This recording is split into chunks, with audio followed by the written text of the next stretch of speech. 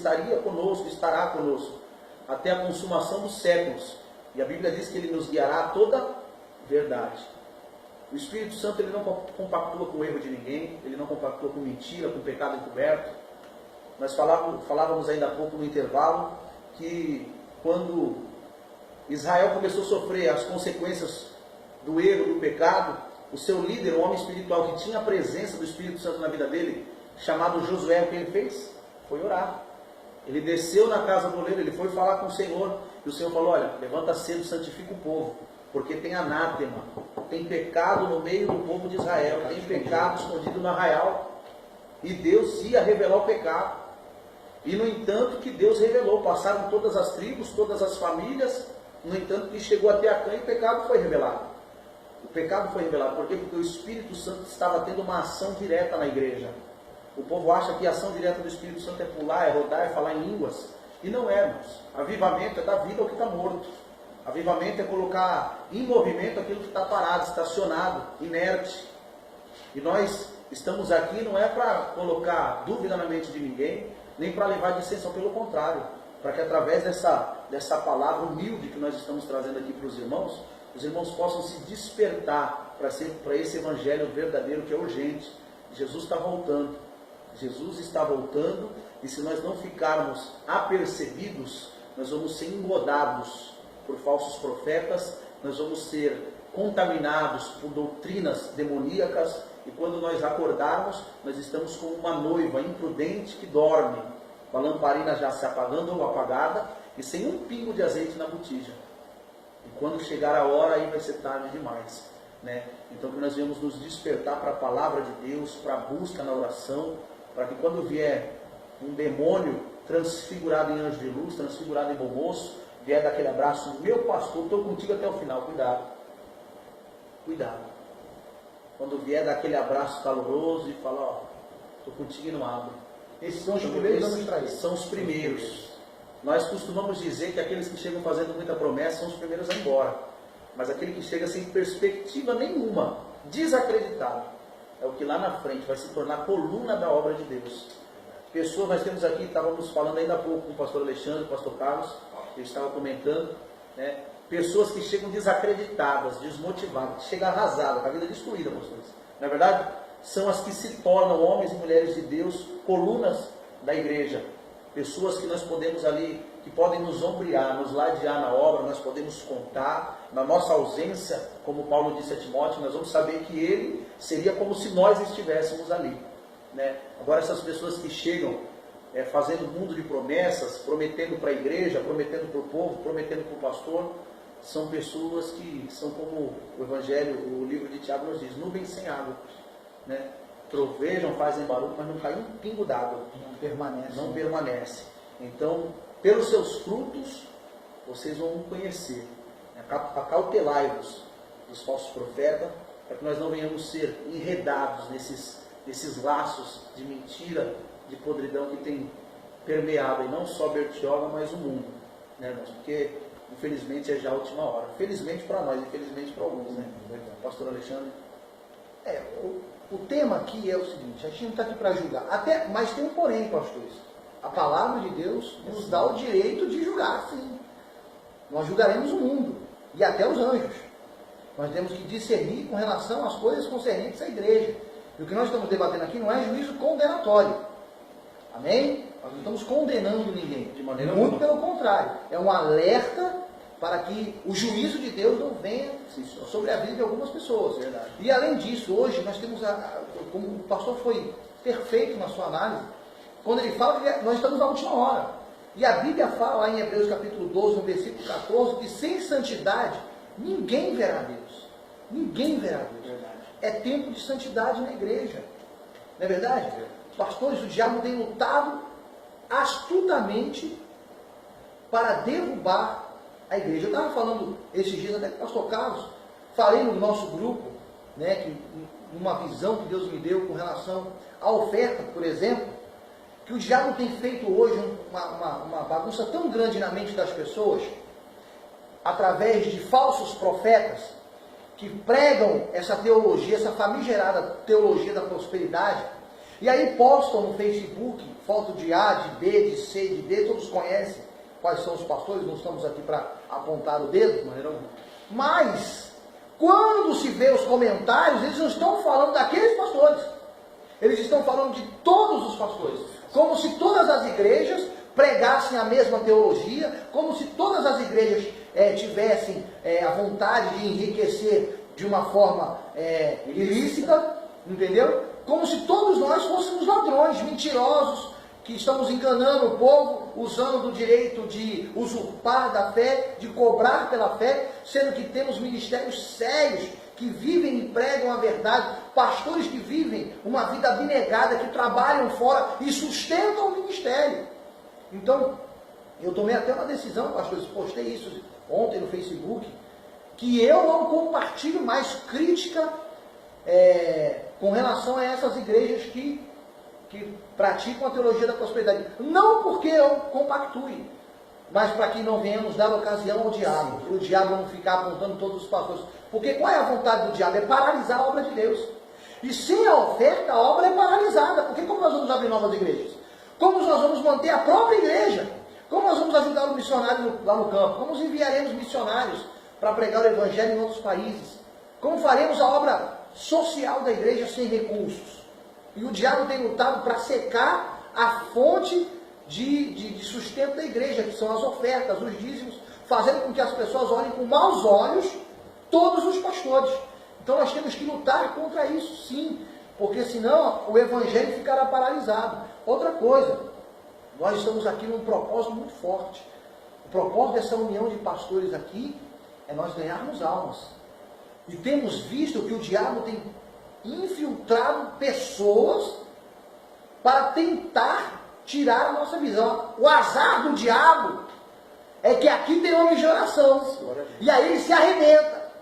Porque ele vem com as suas setas, mas o Espírito Santo tem revelado todas as astutas ciladas do diabo. E pela graça e misericórdia de Deus, nós temos visto o diabo sendo derrotado, os ministérios crescendo, e aqueles que não querem nada com Deus, saindo fora. Porque é assim que Deus age, fazendo uma limpeza na estrutura dos ministérios. E em nós também. Nós reconhecemos que somos miseráveis pecadores, que precisamos de muita mudança em nossa vida. Porém, nós vivemos em oração, para que Deus venha abençoar não somente os nossos ministérios, mas que Ele venha também agir na vida do povo. Ontem, eu queria falar sobre esse tema aqui rapidamente, para terminar esse bloco. Pastor, eu estou meio sério. Quantos minutos tem ali, pastor? 2 minutinhos. 2 minutos, é rapidinho. Eu li um texto ontem falando sobre Adoni-Bezeque. Adoni-Bezeque era um rei cananeu, que quando ele prendia os seus inimigos, quando ele conquistava uma terra, ele pegava os reis e cortava os polegares, tanto superiores quanto inferiores. E eu fiz uma analogia com relação a isso, porque quando você cortava os polegares posteriores, ou seja, os das mãos, aqueles homens que perdiam os polegares, perdiam a destreza para a batalha, porque não conseguiam mais empunhar a espada. E também tirava-se a identidade, porque no nosso polegar tem a impressão digital, tirava-se a identidade daquela pessoa. E é o que o diabo tem feito hoje em dia, cortando os polegares espirituais, para que a identidade de cristão que está no nosso meio seja tirada, para que aquela imagem e semelhança de Deus seja arranhada de tal forma que aquela pessoa que está na nossa presença, dentro das igrejas, até pastoreando, comecem a dar mau testemunhos. Porque quando se dá um mau testemunho, e a Bíblia fala que quando o pastor é ferido, as ovelhas se dispersam, a igreja quebra, a igreja cai, o povo, nós perdemos o crédito. O diabo tem lutado para tirar essa identidade, a identidade da santidade, da comunhão, tirar a nossa identidade de cristão, tirar a nossa destreza para a batalha. Porque o que motivou esse grupo, pastores? Nós saímos de trás do púlpito para irmos para o campo de batalha. Sim, senhor. Você já pensou se a gente ficasse na letargia que a gente estava, na paralisação que nós estávamos? Continuaríamos atrás dos púlpitos e o povo morrendo lá fora. É porque, pastor, nós temos a consciência que a igreja, o culto do templo, ele é um reflexo da obra externa. Porque você não vai ter membro, você não vai encher uma igreja se não há evangelização, se não há visita, se não há um trabalho externo. Para se haver um trabalho interno, tem que haver um trabalho externo. Então, o que nós estamos acostumados? Nós estamos acostumados, rapidinho, a pregar para crente, irmãos. Nós estamos acostumados a evangelizar crente, a pregar para crente, a pregar para quem supostamente já deveria conhecer o Evangelho, já ter experiência, conhecimento de Deus. E o que nós decidimos? Ir para o arrebento, irmãos. A Bíblia diz que o campo está branco, mas é pouco trabalhador. E o campo está branco porque ele está pronto para a colheita. Para a colheita. Porque é uma analogia com com a plantação de algodão. De algodão. Então é você ir preparado para colher, para trazer fruto, não é você ir dar um tiro no escuro. É nós irmos já para obter bom êxito, bom resultado. E o que acontece? Nós temos visto nos trabalhos da Unipab de evangelização, nos trabalhos da noite de consagração de bairros, tudo, todos que recebem a palavra de Deus têm recebido de bom grado, de bom coração, têm recebido os pastores de bom grado, com aquele acolhimento, com aquele calor humano. Ninguém tem sido maltratado, irmãos. E você pensa que nós estamos pregando em lugarzinho gostoso? É pregando em biqueira, é pregando em favela, dentro de bar, dentro de forró, de prostíbulo. É onde ninguém quer entrar. É onde o marido de muitas irmãs estão se perdendo, é onde os filhos de muitas mulheres de Deus e homens de Deus estão se perdendo, que nós estamos entrando.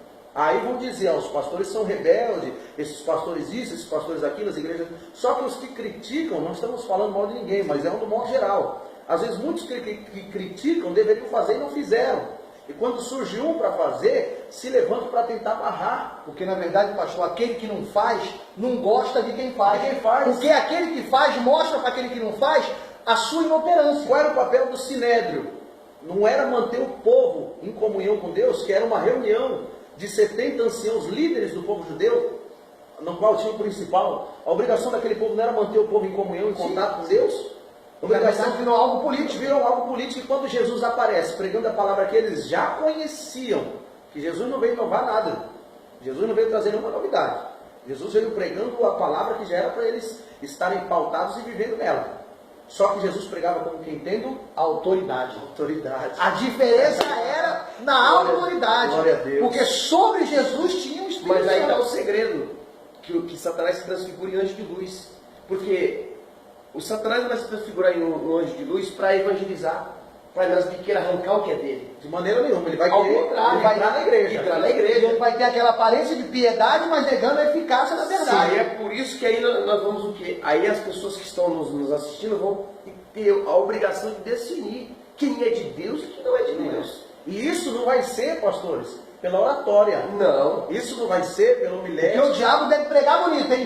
Pelo exegese. Rapaz. Se o diabo fosse um ser humano de carne e ossos, em todo tempo ele teria anel dele. Rapaz, não, nada contra, irmãos. Anel da pajé, mas teria.